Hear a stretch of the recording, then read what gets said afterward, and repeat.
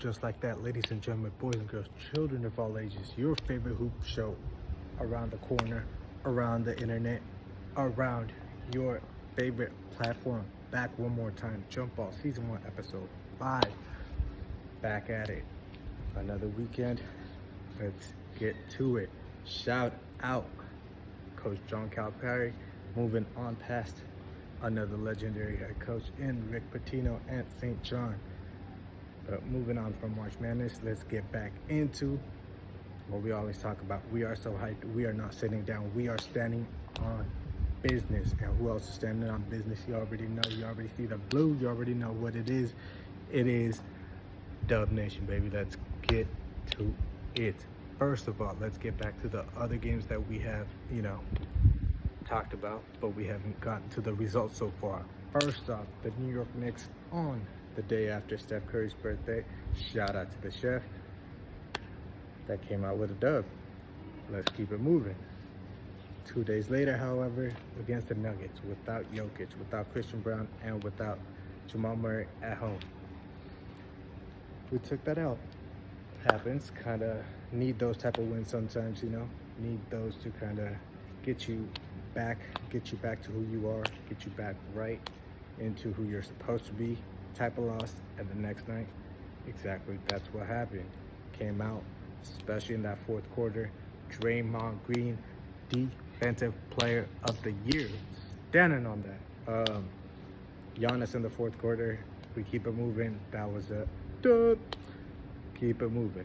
Raptors, close game. Try to call out DG earlier, made some shots, ended up missing some shots. It was pretty close, but those are the type of games you were losing earlier in the season, and now we're coming out on top with dubs. So we keep it moving. Now what do we have today? We have the Hawks kicking off in 10 to 25 minutes, wherever you want to pick it up in the Pacific time zone. No Stephen Curry out with a contusion. We don't have an exact timetable so far. Personally, humbly, I do request Mr. Celebrini, Dr. Celebrini, the Warriors staff, and everybody give that man a 4-game rest. It is not an easy 4-game stretch by any stretch of the imagination at this point of the season. We are 70 games in. This will be our 71st game. That means we only got 12 regular season games. All of these games matter. But today against the Hawks, obviously he won't be able to play. Heat, that's a Jimmy Butler game. He's going to have to come out on top. Whatever happens there. That's 2 games out. Pelicans, if he's back by then, surely. But, in the Western Conference, they are so far down.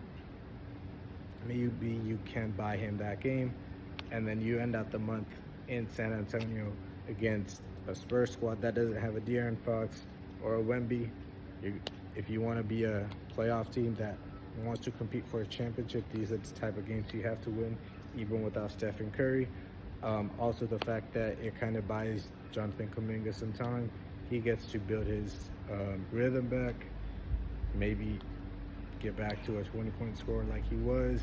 By the time Steph's back, Chef's going to be cooking already. We already know that. The other guys, everybody, you know what time it is. Let's get to some numbers. Since Jimmy Butler has arrived, 16-3, 9-1 in the last 10. The only loss being the Denver Nuggets that we mentioned earlier. But let's break it down. 30.5 assists, number 1 in the league. We were already a top assist team. Jimmy just kind of like stabilizes us. Yeah. It's really as simple as that. We just needed a stabilizer, and he just gives us that confidence and stabilizes us that, hey, everything will be good. On the defensive side, a duo for Mr. Draymond Green, Defensive Player of the Year. One more time, we're at about 10.5 steals per game. That is number 1 in the NBA. 15.13 points made for the guys around him. Yes, he's not scoring 30 points a game, but he's getting everybody involved because he understands, like how he took the 2 Miami Heat team, that everybody around him needs to improve their level as they're heading into the playoffs, because he will go get his for sure. There's no stopping him on that. So he is doing that. Quentin Post, he has instilled that confidence in him among with the other veterans around, with him leading the three-point percentage amongst all rookies. Keep it moving. 10.6 net rating, that is number 2 in the NBA.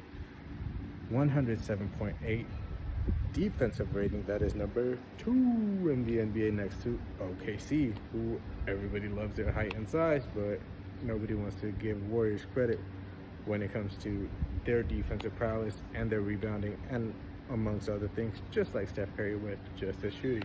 But we keep it moving to the offensive side, where, like we talked about with Jimmy Butler, he has stabilized and he has, uplifted for sure, but also, like we said, stabilized us on the offensive end with a 118.4 rating, number 7th in the NBA.